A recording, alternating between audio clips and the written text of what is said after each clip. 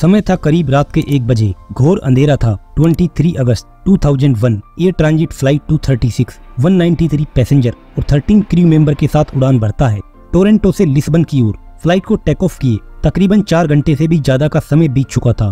Flight बिल्कुल normal चल रही थी, लेकिन ऐसा कुछ होने वाला था जो ना कभी पायलट ने अपने करियर में फेस किया और ना ही कभी सुना और देखा। दोस्तों आपको बता दें, प्लेन अटलांटिक ओशियन में 39,000 फीट पर उड़ रहा था, जहां से दूर दूर तक जमीन का नजर आना इम्पॉसिबल था। ऐसे में अचानक से पायलट ने नोटिस किया इंजन 2 में ऑयल का प्रेशर बढ़ गया, टेम्परेचर कम हो गया। नॉर्मली ऐसा किसी भी प्लेन के साथ नहीं होता, इसीलिए दोनों पायलट को वजह पता लगाना बहुत ही मुश्किल भरा काम था।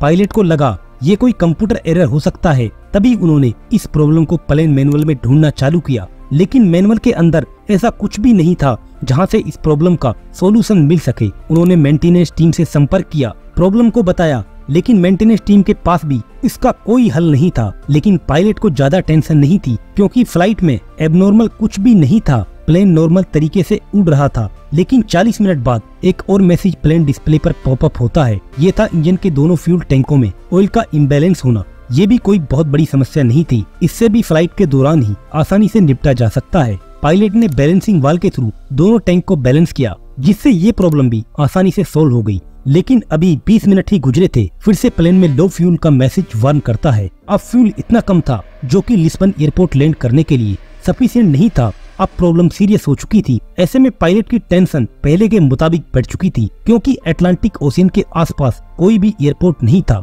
जहां पर इस विमान को लैंड कराया जा सके। पायलट के पास अब 2 ही ऑप्शन बचे थे, या तो प्लेन को समुद्र में ही लैंड कराया जाए, जिसका मतलब मौत को गले लगाना, या फिर सबसे नजदीक एयरपोर्ट एजोरस आइलैंड, जो कि पुर्तगाल रीजन में आता है। ऐसे में पायलट ने बिना देरी किए पहली फुर्सत में एजोरस आइलैंड पर बना टर्सेरा एयरपोर्ट टीम से कांटेक्ट किया और प्लेन में फ्यूल कम होने की समस्या की जानिब प्लेन लैंड कराने की परमिशन की बात की। लेकिन परमिशन मिल जाना ही काफी नहीं था। हकीकत तो ये थी कि प्लेन में अब टर्सेरा एयरपोर्ट तक पहुंचने के लिए भी फ्यूल नहीं बचा था। प्लेन में अब टोटल कैपेसिटी का 8% ही फ्यूल बचा था। पायलट को समझ नहीं आ रहा था करे तो क्या करे। लेकिन सवाल ये था, आखिर फ्यूल इतनी तेजी से कम क्यों हो रहा था? ऐसे में सिर्फ एक ही रीजन हो सकता है, फ्यूल लीकेज। पायलट ने क्रू मेंबर्स को इमीडिएट इंस्ट्रक्शन दिया प्लेन को चेक किया जाए, ताकि लीकेज का पता लगाया जा सके।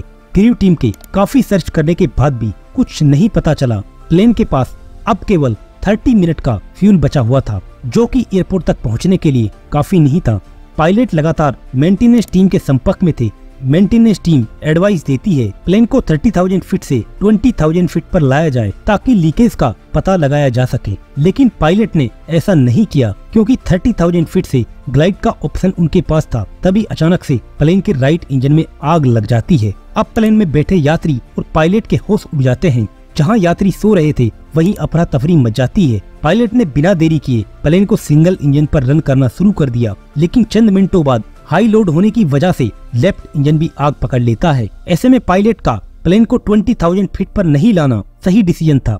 अब पायलट के पास 2 ही ऑप्शन बचे थे, या तो ग्लाइड कर प्लेन को लैंड कराया जाए, या फिर प्लेन को समुद्र में ही लैंड कराया जाए, जो कि मौत को गले लगाना था। आपको बता दें कि समुद्र में लैंड कराना किसी खतरे से खाली नहीं होता। यदि पैसेंजर लैंडिंग इम्पैक्ट से बच भी गए तो समुद्र में ठंडे पानी में सरवाइव करना जोखिम भरा काम होता है। अब पायलट को प्लेन को ग्लाइड कर लैंडिंग कराने का ऑप्शन ही बेटर ऑप्शन था। ऐसे में 30,000 फीट से लैंडिंग कराने का मतलब अपने आप में बहुत बड़ा काम था, क्योंकि प्लेन अब इंजन पर नहीं बल्कि ऑटोमेटिक टरबाइन के भरोसे चल रहा था, जिससे थोड़ी बहुत इलेक्ट्रिसिटी जनरेट हो रही थी, जिससे कि कॉकपिट के नेसेसरी इक्विपमेंट को चलाया जा सके। जब प्लेन एयरपोर्ट से 20 किलोमीटर दूर रह गया, उस समय प्लेन 15,000 फीट पर था। नॉर्मली इतनी डिस्टेंस पर प्लेन को लैंड कराने के लिए 4,000 फीट डिस्टेंस पर होना चाहिए। अब यदि पायलट ने नोज डाइव कर प्लेन लैंड करने की कोशिश की तो प्लेन की स्पीड बढ़ जाएगी, जिससे एक्सीडेंट के चांस और भी ज्यादा बढ़ जाएंगे।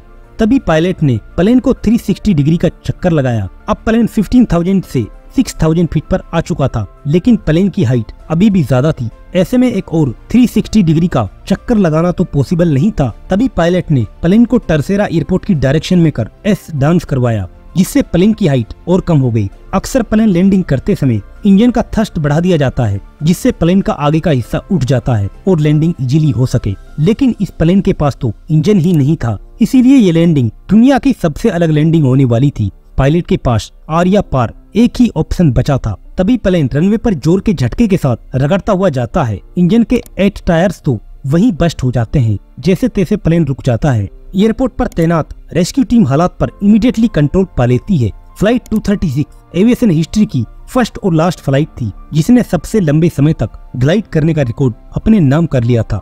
अब इंजन में आग लगने की इन्वेस्टिगेशन की गई तो पता चला मेंटेनेंस टीम ने इंजन का एक पार्ट चेंज किया था, जिसकी वजह से इंजन की फ्यूल पाइप बस्ट हो गई और इंजन में आग लग गई। ये बात मेंटेनेंस टीम ने भी एक्सेप्ट की, हाँ हमसे गलती हुई है। तब से प्लेन के सिस्टम में बदलाव किया गया ताकि फ्यूल लीकेज को भी पता लगाया जा सके। इन 2002 रॉबर्ट पीचे को Airbus 330 successfully dead stick landing कराने पर सुपीरियर एयरमैनशिप अवार्ड से नवाजा गया।